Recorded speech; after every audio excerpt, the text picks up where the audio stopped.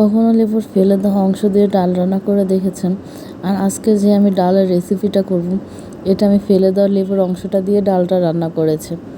আসসালামু আলাইকুম এভরিওয়ান, সবাই কেমন আছেন? আশা করি সবাই সুস্থ আছেন আর ভালো আছেন।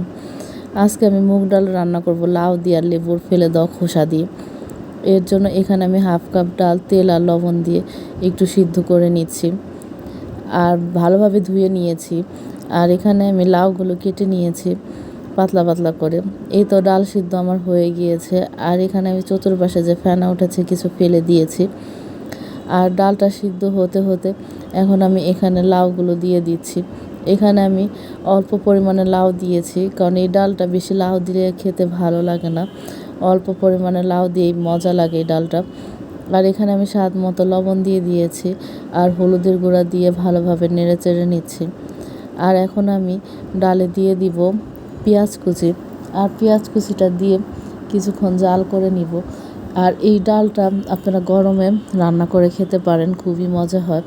এখানে আমি ফোড়নের জন্য মেথি, কালিজিরা আর মৌরি নিয়ে নিয়েছি। এই তো ডালটা প্রায় আমার হয়ে গিয়েছে।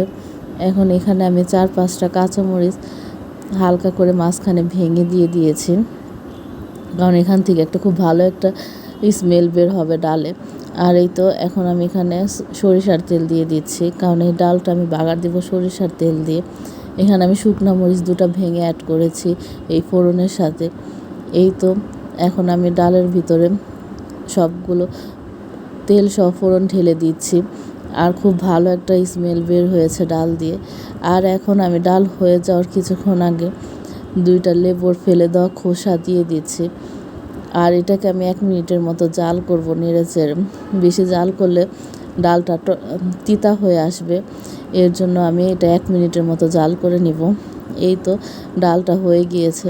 ডালটা রান্না করার পর এত সুন্দর একটা স্মেল বের হয়েছে সারা ঘরে। আর এখানে আমি একটু সামান্য পরিমাণে চিনি দিয়ে দিয়েছি স্বাদটা একটু দ্বিগুণ করার জন্য।